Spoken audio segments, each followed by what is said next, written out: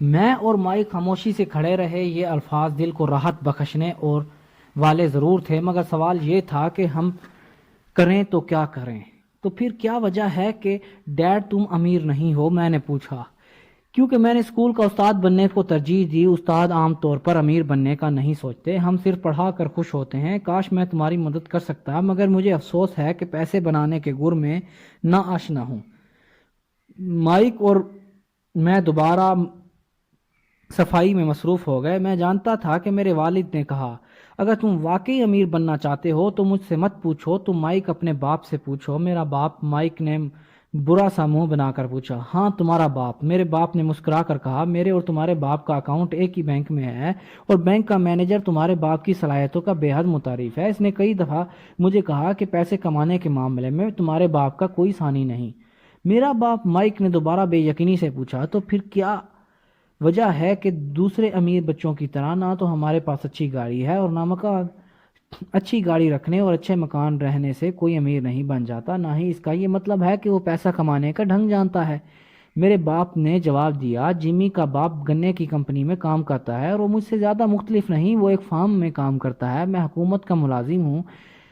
یہ کار ایسے کمپنی سے خرید کر دی۔ آج کل گنے کی جس فارم میں وہ ملازم ہے مالی مشکلات سے دوچار ہے، اور ہو سکتا ہے جلد ہی اس کی ملازمت کو ختم کر دیا جائے۔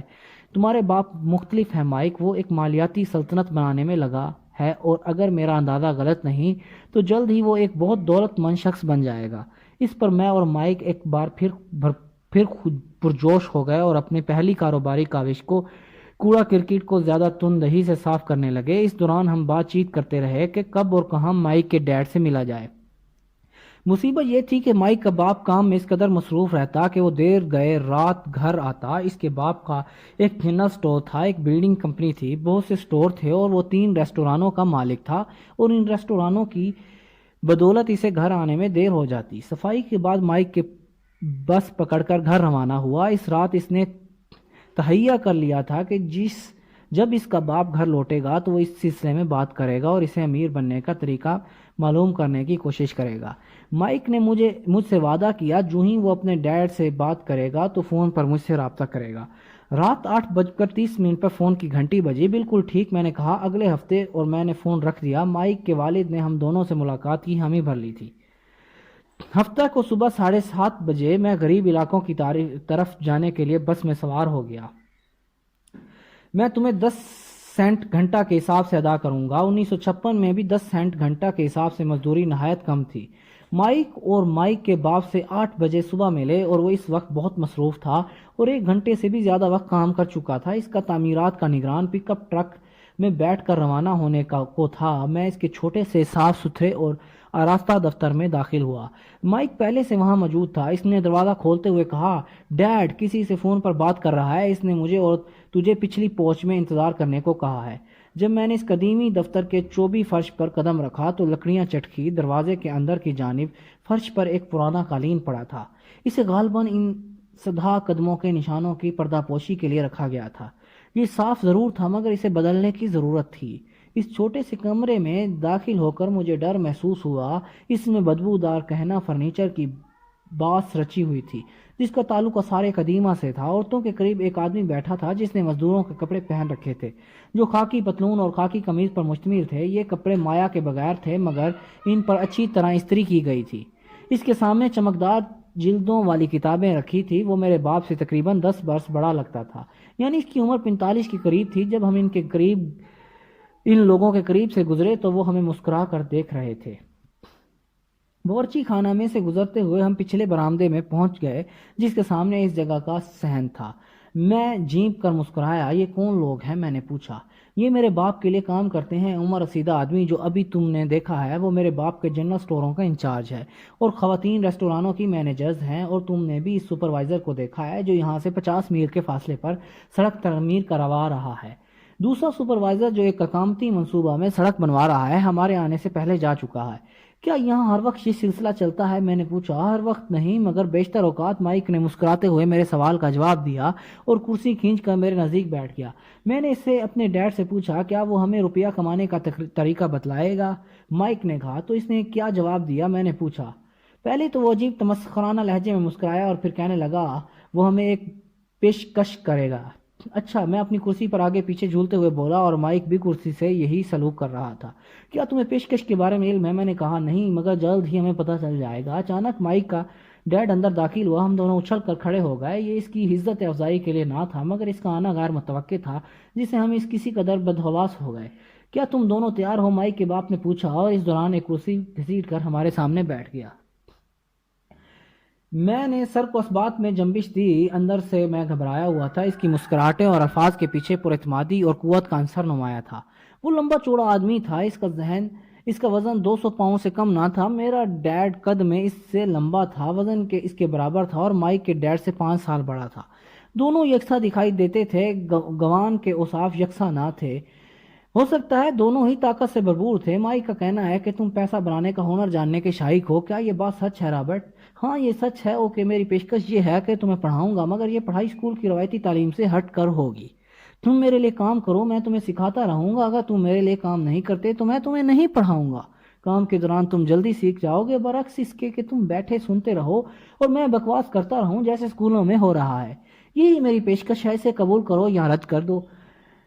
میں پہلے ایک سوال پوچھ سکتا ہوں؟ میں نے کہا. نہیں، کوئی سوال نہیں ابھی، اور اس وقت اسے اپنا لو. میں مصروف آدمی ہوں، میرا ایک ایک لمحہ قیمتی ہے. میں فضول مباحثے میں وقت ضائع نہیں کر سکتا. ویسے بھی اگر تم میں فیصلہ کرنے کا فقدان ہے تو تم پیسہ نہیں کما سکتے. مواقع آتے جاتے رہتے ہیں. وقت پر جلد فیصلہ کرنے کی اہلیت ایک اہم اختیار ہے. تم موقع کی تلاش میں تھے، میں نے تمہیں موقع مہیا کیا. یا تو یہ اسکول 10 سیکنڈ میں شروع ہوتا ہے یا ختم ہوتا ہے. مائک کے باپ نے چپتی ہوئی مسکراہٹ سے کہا. میں اسے قبول کرتا ہوں. میں نے کہا. مجھے بھی قبول ہے، مائک نے کہا. بہت اچھا، مائک کے ڈیڈ نے کہا. 10 منٹ میں مسز مارٹن یہاں پہنچنے والی ہیں. جب اس سے بات کر لوں تو دونوں اس کے ساتھ چل دینا. تم اسٹور میں کام کرو گے اور تمہیں 10 سینٹ گھنٹہ کے حساب سے مزدوری ملے گی اور تم ہفتہ کو 3 گھنٹے کام کیا کرو گے. مگر آج تم میری سافٹ بال کی گیم ہے. میں نے کہا. مائک کے ڈیڈ نے ایک دم سنجیدہ ہو کر کہا. یا قبول کر لو یا انکار کر دو. میں اسے قبول کرتا ہوں اور سافٹ بال پر پیسے کمانے اور کام کرنے کو ترجیح دی. 30 سینٹ کے بعد ایک نہایت سہانی ہفتہ کی صبح 9 بجے ہم نے مسز مارٹن کے لیے کام شروع کر دیا. وہ ایک مہربان اور نیک دل خاتون تھی. وہ ہمیں دیکھ کر ہمیشہ کہتی اسے اپنے 2 بیٹے یاد آ جاتے ہیں جو بڑے ہو کر اسے چھوڑ گئے تھے. بے شک وہ نرم دل تھی، مگر محنت پر اسے یقین تھا اور وہ ہم سے خاصی مشقت کرواتی. اسے کام لینا آتا تھا. 3 گھنٹے مسلسل ہم نے خوراک کے بند ڈبے ایک ایک کر کے شیلفوں سے اٹھائے اور ان کی ایک جھاڑن سے جھاڑ پونچھ کر اور بعد میں انہیں واپس اسی جگہ خوبصورتی سے ترتیب دیا. یہ ایک صبر آزما کام تھا.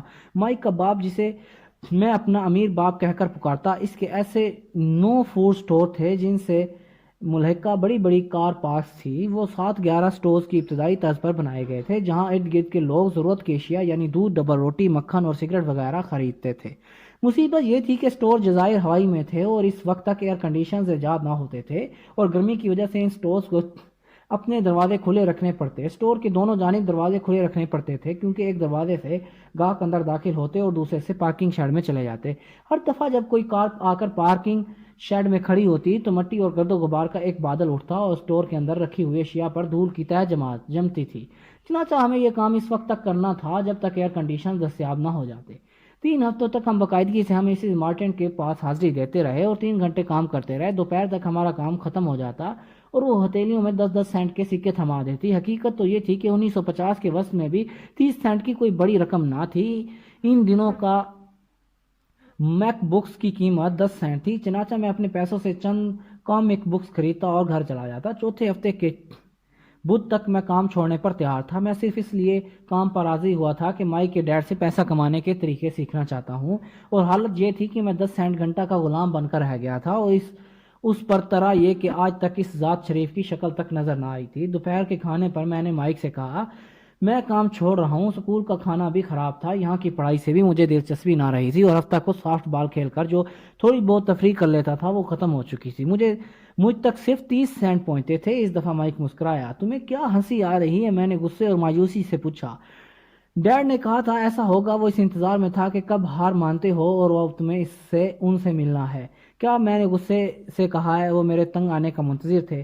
ایسا ہی سمجھو، مائک نے کہا. میرا ڈیڈ ذرا مختلف ہے. وہ جس طرح پڑھاتا ہے اس کا طریقہ الگ ہے. تمہارے ماں باپ پند و نسائی بہت کرتے ہیں، میرا باپ خوش طبع ہے اور تھوڑی بات کرتا ہے، ہفتہ تک تم انتظار کرو، پھر اسے بتلا دوں گا کہ اب تم اس سے ملنے کے لیے تیار ہو۔ تمہارے کہنے کا مطلب یہ ہے کہ یہ سب جان بوجھ کر کیا گیا؟ نہیں، بالکل ایسا نہیں، لیکن ہاں تھوڑا بہت ارادتاً کیا گیا۔ ہفتے کو میرا باپ اس بارے میں بات کرے گا۔ میں اس کا سامنا کرنے اور اس سے ملنے کے لیے تیار تھا۔ میرا حقیقی باپ بھی اس سے ناراض تھا۔ اس کا خیال تھا کہ مائک کے والد نے چائلڈ لیبر قوانین کی خلاف ورزی کی تھی اور اس کے لیے اس کے خلاف تحقیقات ہونی چاہیے۔ میرے پڑھے لکھے غریب باپ نے مجھے کہا جائز کا مطالبہ کروں، کم از کم 25 سینٹ تو مجھے ملنے چاہیے۔ اس سے کہا میرا 25 سینٹ کا مطالبہ پورا نہیں ہوتا تو فوری طور پر یہ کام بند کر دینا چاہیے۔ ویسے بھی تمہیں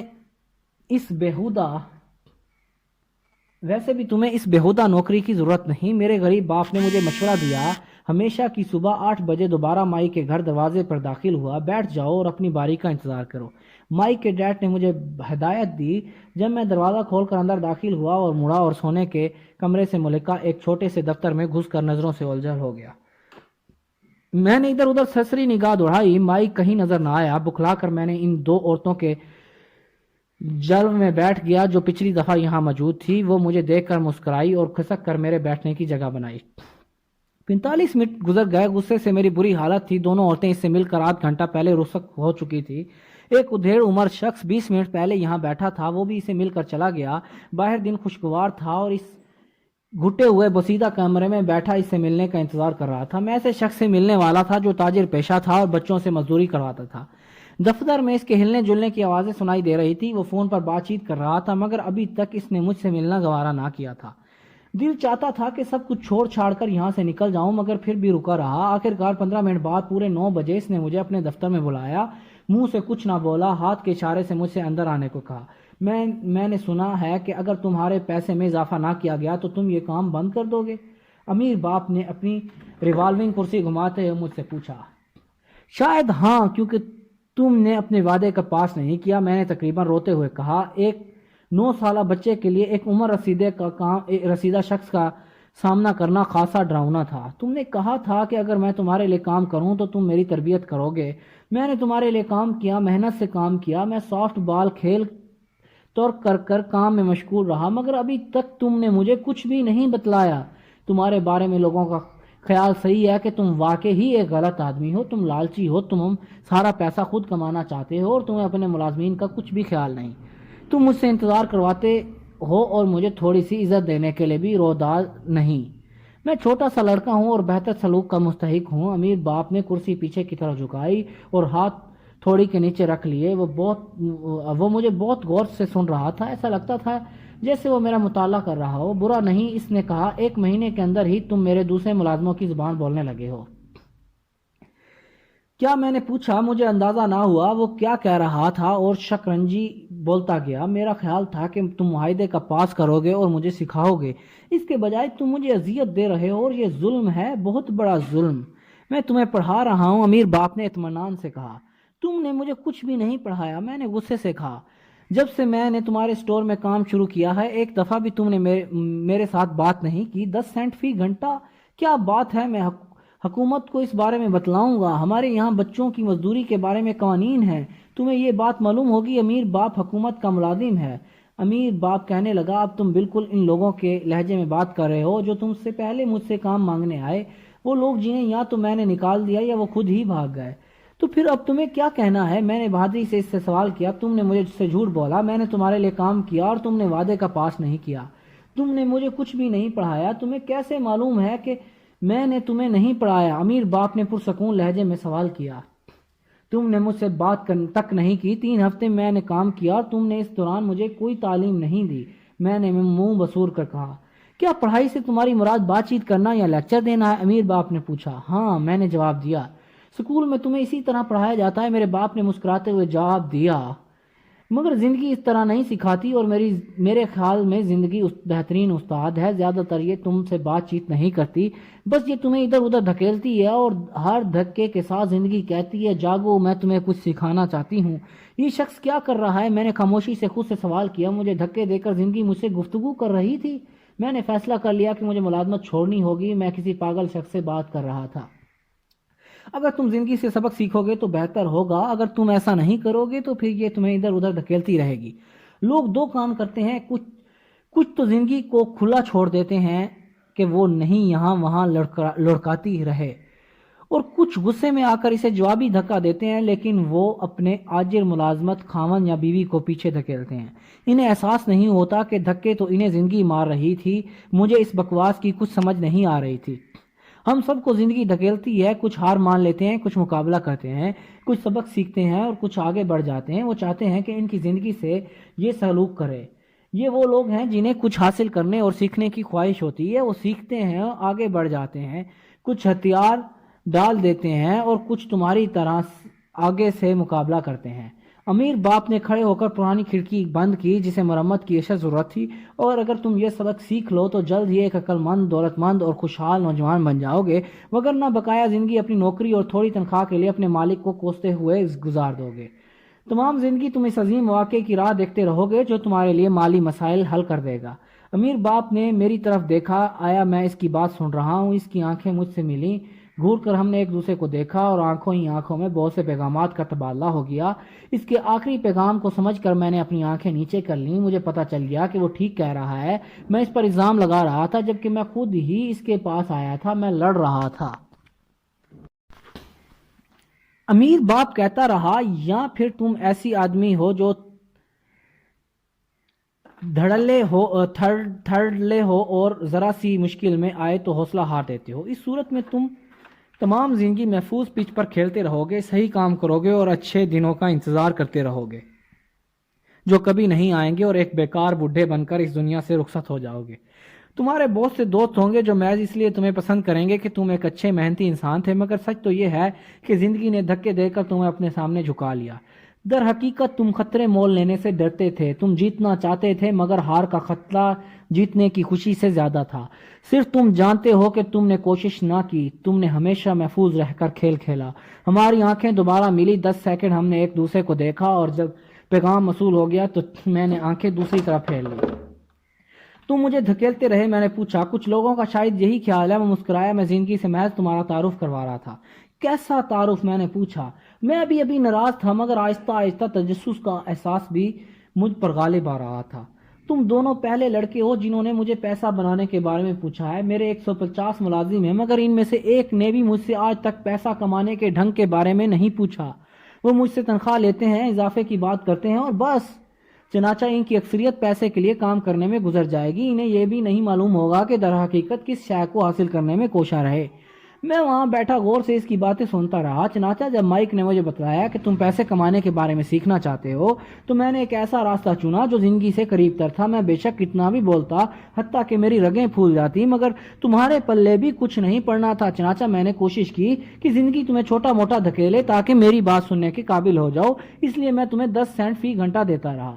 تو 10 سینٹ فی گھنٹہ کے حساب سے کام کر کے تم نے کیا سبق حاصل کیا؟ امیر باپ نے پوچھا۔ یہ کہ تم بہت ہلکے آدمی ہو اور اپنے ملازموں کو بلیک میل کرتے ہو۔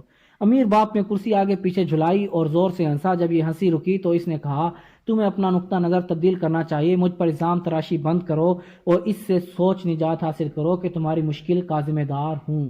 اگر تم سمجھتے ہو کہ میں قصوروار ہوں تو پھر مجھے بدلو، اور اگر خود تم پر یہ الزام آتا ہے تو اپنے آپ کو تبدیل کرو، کچھ سیکھو اور عقل میں اضافہ کرو۔ اکثریت ان لوگوں کی ہے جو تمام دنیا کو ماسوا اپنے بدلنے کی خواہش رکھتے ہیں۔ میری بات سنو، دنیا کی نسبت خود کو بدلنا آسان ہے۔ مجھے سمجھ نہیں آئی میں نے کیا کہا؟ اپنے مسائل کے لیے مجھے قصوروار مت ٹھہراؤ، میرے امیر باپ نے بے صبری سے کہا۔ لیکن تم مجھے صرف 10 سینٹ فی گھنٹہ ادا کرو گے، پھر تم کیا سیکھا؟ میرے امیر باپ نے مسکراتے ہوئے پوچھا۔ کیا تم بے وقت ہو؟ میں نے چلاکی سے جواب دیا۔ تو تمہارے خیال میں قصور میرا ہے؟ امیر باپ نے کہا۔ بالکل، اگر تمہارا یہی حال رہا تو تم کبھی بھی کچھ نہ سیکھو گے۔ اگر تم یہی سمجھتے رہے کہ پرابلم میں ہوں اور پھر تمہارے پاس دوسرے متبادل کیا ہیں، اگر تم نے میرے پیسے نہ بڑھائے، مجھے زیادہ عزت نہ دی اور مجھے نہ پڑھایا تو میں اس نوکری سے الگ ہو جاؤں گا۔ تم نے ٹھیک کہا ہے، امیر باپ نے کہا۔ زیادہ تر لوگ یہی کرتے ہیں، وہ چھوڑ کر دوسری نوکری کی تلاش میں نکل پڑتے ہیں جہاں پیسے زیادہ ہوں اور وہ بہتر مواقع ہوں۔ ان کا خیال ہوتا ہے کہ اس طرح کے مسائل حل ہو جائیں گے، مگر زیادہ تر ایسا نہیں ہوتا۔ تو مسئلہ کیسے حل ہوگا؟ انہی 10 سینٹ پر گزارا کر کے خوش رہو، میں نے پوچھا۔ امیر باپ مسکرایا، اور لوگ ایسے ہی کریں گے۔ تنخواہ کا چیک وصول کریں گے، حالانکہ انہیں پتہ ہے کہ اتنے پیسوں میں ان کا گزارا نہیں، پھر بھی وہ یہی کریں گے اور اس کے موقع کی تلاش میں رہیں گے۔ جب ان کی تنخواہ میں اضافہ ہوگا تو مسئلے کا حل ہو جائیں گے۔ زیادہ تر ایک نوکری پر کھانے رہیں گے مگر ایک دوسری نوکری ڈھونڈ لیں گے، زیادہ محنت کریں گے مگر تنخواہ کا چیک پھر بھی حسب منشا نہ ہوگا۔ میں وہاں بیٹھا فرش کو تکتا رہا اور اس سبق سے مطلب اخذ کرنے کی کوشش کرتا رہا جو امیر باپ نے مجھے سکھایا تھا۔ میرے خیال میں اس کا مطلب زندگی سے نبرد آزمائی تھا۔ آخر کار میں نے سر اٹھایا اور اپنا سوال دہرایا، تو پھر پرابلم کیسے حل ہوگا؟ اس نے کہا اور انگلی سے میرے دماغ کو ٹھوکا دیا، یہ جو تمہاری دو کانوں کے درمیان ہے مسئلہ حل کرے گا۔ یہی وقت تھا جب میرے امیر باپ نے اس حقیقت کو پا لیا جو اسے میرے غریب باپ اور اپنے ملازمین سے ممتاز کرتی تھی، اور اس کی بدولت جلد ہی ہوائی کے امیر ترین آدمیوں میں اس کا شمار ہونے لگا، جبکہ میرا غریب باپ جو بے تحاشا پڑھا لکھا تھا زندگی بھر تنگ دستی کا شکار رہا۔ یہ ایک منفرد اور انوکھا نقطہ نظر تھا جس نے اپنی زندگی کو بدل کر رکھ دیا تھا۔ امیر باپ نے بار بار اپنا نقطہ نظر بیان کیا، جس میں اپنا سبق نمبر 1 کہتا ہوں۔